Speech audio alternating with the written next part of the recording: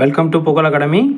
So இந்த question பாருங்கள். இப்போ நம்ம ஏற்கனவே ஒரு நீர்பிம்பத்தில் ஒரு கேள்வி பார்த்துருக்கோம். இந்த கொஷின் பாருங்கள், பின்வரும் வார்த்தைகளில் எந்த வார்த்தையின் தண்ணீர் பிம்பம் அந்த வார்த்தை போன்று இருக்காது அப்படின்னு சொல்லி கேட்டிருக்காங்க. ஸோ ஒவ்வொரு படத்துக்குமே நம்ம என்ன பண்ணுறோம், ஒவ்வொரு எழுத்துக்குமே நம்ம நீர்பிம்பம் வரைஞ்சி பார்க்குறோம். ஃபஸ்ட்டு வந்து சன்னுன்னு கொடுத்துருக்காங்க இல்லையா. நீர்பிம்பம்னா என்ன, கீழே வரையிறதுன்னு சொன்னேன். ஸோ இதை அப்படியே நம்ம தலைகீழாக வரைய போகிறோம். ரிஃப்ளெக்ஷன் தான் நீர்பிம்பம். எஸ்ஸு யூ எப்படி போடணும், என்னங்கிறது எப்படி வரும், இப்படி வரும். சரிங்களா. ஸோ அவங்க கேட்ட கேள்விக்கான ஆன்சர் இங்கே வந்துருச்சு. எந்த வார்த்தையின் தண்ணீர் பிம்பம் அந்த வார்த்தை போன்றே இருக்காதுன்னு. ஸோ இங்கே சன் எப்படி இருக்குது, இங்கே சன் எப்படி இருக்குதுன்னு பாருங்கள். ஸோ கண்டிப்பாக ஆன்சர் சன்னுங்கிற ஆன்சர் தான். ஸோ மற்றதுக்கும் நம்ம செக் பண்ணி பார்த்துடலாம். ஸோ செகண்ட் வந்து ஹைடுன்னு கொடுத்துருக்காங்க, HIDE.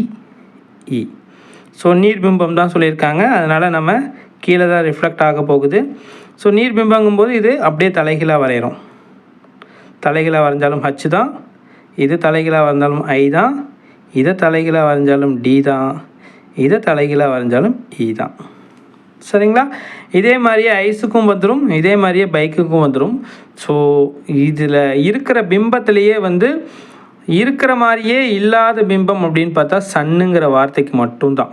சரிங்களா. மீதி இருக்கிற 3 வார்த்தைக்கும் நீங்கள் நீர்பிம்பம் வரைஞ்சி பார்த்திங்கன்னா எக்ஸாக்டாக மேலே என்ன இருக்கோ அதே மாதிரி தான் ரிஃப்ளெக்ஷன் தெரியும். சரிங்களா. இந்த வீடியோ பிடிச்சிருந்தால் லைக் பண்ணுங்கள், மறக்காமல் உங்கள் ஃப்ரெண்ட்ஸுக்கு ஷேர் பண்ணுங்கள். நம்ம புகழ் அகாடமி சேனலை சப்ஸ்கிரைப் பண்ணுங்கள். இன்னும் நிறைய வீடியோ அந்த நீர்பிம்பம் சார்ந்து வந்துகிட்டே இருக்கும், பாருங்கள். தேங்க்யூ.